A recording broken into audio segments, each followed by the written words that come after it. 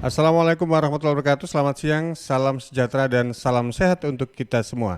Saatnya kita masuk dalam program Jatim News Today, siaran khusus update COVID-19 edisi hari ini, hari Sabtu 21 November 2020.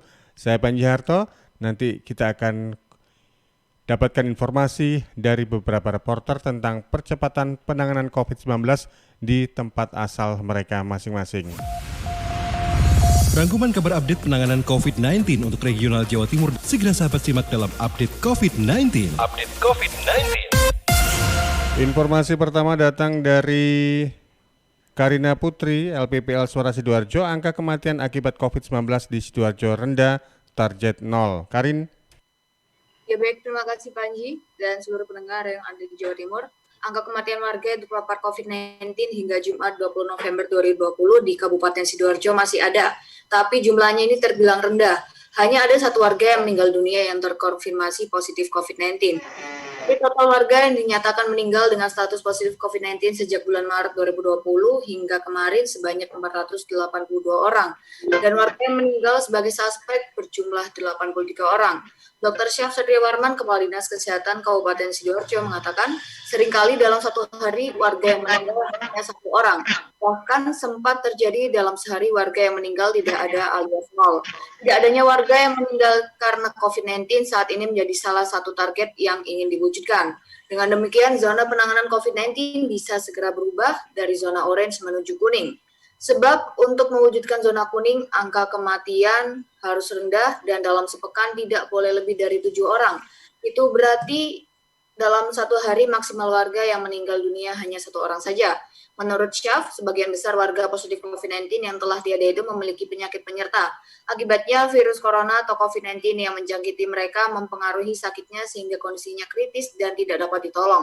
Sementara itu warga yang dinyatakan sembuh didominasi dari tanpa gejala, bahkan tidak menjalani perawatan di rumah sakit karena mereka menjalani isolasi mandiri di rumah saja.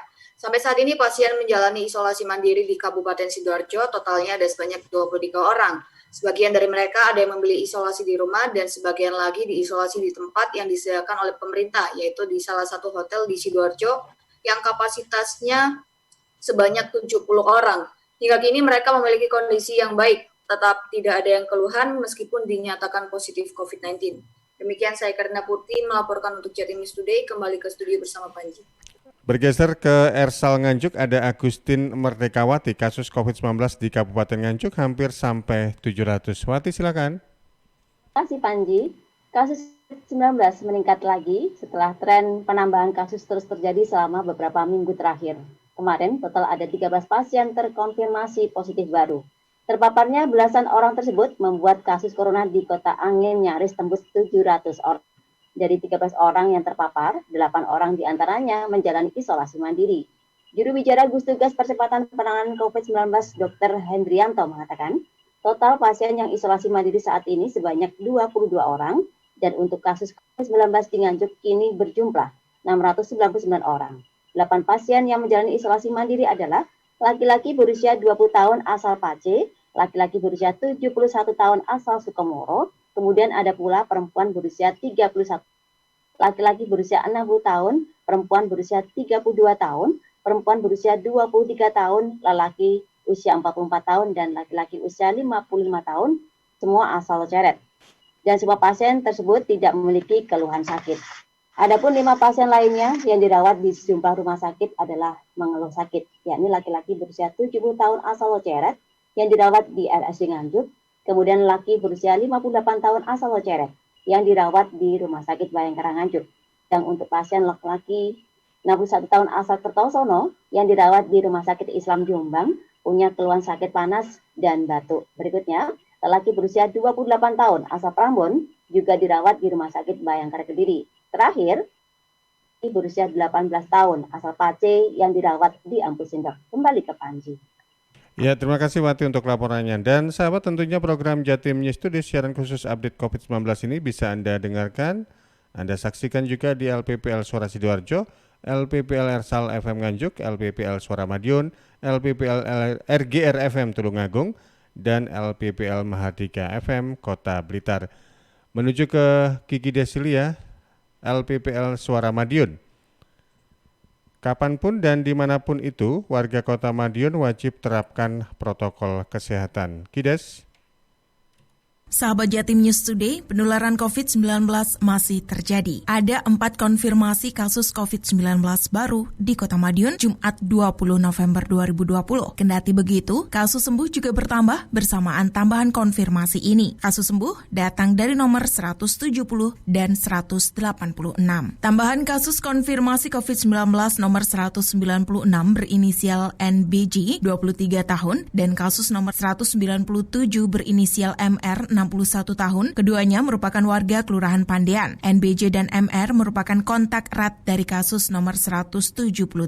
Dari hasil swab, keduanya terkonfirmasi COVID-19 dan menjalani isolasi di salah satu rumah sakit di Kabupaten Madiun saat ini. Kemudian kasus COVID-19 baru lainnya datang dari nomor 198 berinisial KAA 27 tahun berjenis kelamin perempuan warga Sogaten. KAA merupakan kontak kasus nomor 187. Rapid dan swab dilakukan pada KAA yang berstatus kontak erat. Dari hasil rapid menunjukkan non-reaktif, namun hasil swab menunjukkan positif. Satu lagi kasus konfirmasi nomor 199 berinisial EM 23 tahun berjenis kelamin laki-laki warga Kelurahan Pandean. EM merupakan warga Kota Madiun dengan pekerjaan yang mengharuskan perjalanan keluar kota setiap harinya. EM mengeluh batuk, pusing, dan anosmia atau penurunan indera penciuman. Sahabat Jatim News Today, kasus konfirmasi COVID-19 di Kota Madiun menjadi 199 orang dengan 157 orang diantaranya telah sembuh. 26 orang masih dalam perawatan, 7 orang isolasi mandiri di rumah, dan 9 orang meninggal dunia.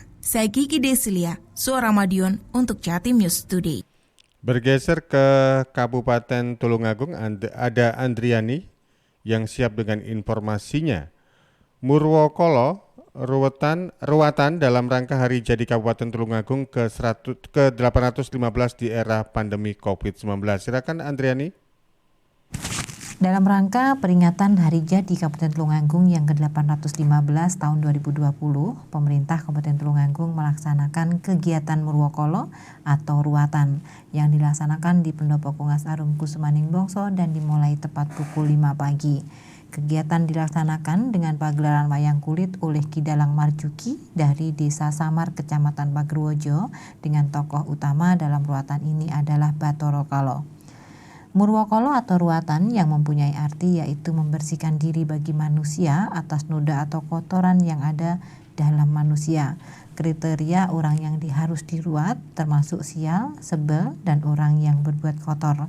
Dengan dilaksanakannya Murwokolo, diharapkan Kabupaten Tulungagung dijauhkan dari bencana dan menuju Ayam Tentrem Mulyo Lantinoto. Hadir dalam acara ini Bupati Tulungagung DRS Mario Tobiro MM, Sekretaris Daerah DRS Sukaji MSI, dan Kepala OPD Lingkup Pemerintah Kabupaten Tulungagung dan dilaksanakan dengan protokol kesehatan. Adapun perkembangan COVID-19 di Kabupaten Tulungagung sampai tanggal 20 November 2020 masih tercatat adanya penambahan 3 orang kasus baru, 1 orang kasus meninggal, dan 1 orang sembuh COVID-19. Demikian saya Andriani 90,1 RGR FM melaporkan untuk Jatim News Today. Itu tadi laporan dari Andriani di LPPL RGR FM Tulungagung, di mana Murwokolo ruatan dalam rangka Hari Jadi Kabupaten Tulungagung ke-815 di era pandemi COVID-19. Terakhir, ada peluang untuk berjumpa dengan Afik Rahardian dari LPPL Mahardika FM Kota Blitar. Hingga tanggal 20 November 2020, perkembangan COVID-19 di Kota Blitar bertambah 2 kasus konfirmasi baru dan 2 pasien dinyatakan sembuh. Afik? Perkembangan COVID-19 di Kota Blitar hingga 20 November 2020 terdapat 2 kasus konfirmasi baru. Hal ini telah dikonfirmasi oleh Muhammad Mukhlis, juru bicara Satuan Tugas Penanganan COVID-19 Kota Blitar saat on air di Mahardika. 2 kasus konfirmasi baru ini terdiri dari seorang laki-laki berusia 58 tahun dari Kelurahan Klampo yang hasil RT-PCR-nya dinyatakan positif dan telah meninggal dunia dengan penyakit penyerta gagal ginjal kronis. Kasus konfirmasi selanjutnya kontak erat dari Kelurahan Klampo, seorang Seorang perempuan berusia 36 tahun dari Kelurahan Kelampok hasil RT-PCR dinyatakan positif dan saat ini melakukan isolasi di Rumah Isolasi Kota Blitar. Selain itu, Mukhlis menjelaskan, terdapat 2 pasien yang telah dinyatakan sembuh. Seorang laki-laki berusia 64 tahun kontak erat kasus konfirmasi Kelurahan Pakunden dan perempuan berusia 19 tahun kontak erat kasus konfirmasi Kelurahan Pakunden. Keduanya dinyatakan sembuh lantaran usai melakukan isolasi dan tidak menunjukkan gejala COVID-19 lagi. Meski begitu, keduanya tetap menerapkan protokol kesehatan pencegahan COVID-19.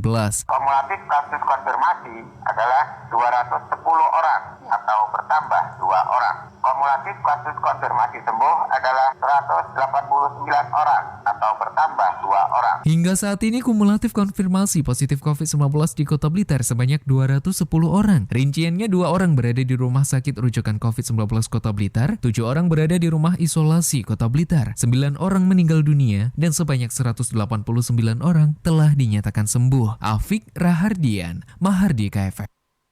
Demikian tadi sahabat, 5 reporter sudah hadir memberikan informasinya seputar percepatan penanganan COVID-19 di kabupaten kota masing-masing. Mewakili kerabat yang bertugas, saya Panji Harto mengucapkan terima kasih, selamat berakhir pekan, dan jangan lupa untuk selalu patuhi protokol kesehatan. Sampai jumpa. Perkembangan penanganan COVID-19 untuk wilayah regional Jawa Timur sudah sahabat simak dalam update COVID-19. Update COVID-19 bisa sahabat simak Senin sampai Sabtu jam 11 siang, persembahan dari Asosiasi Lembaga Penyiaran Publik Lokal Jawa Timur.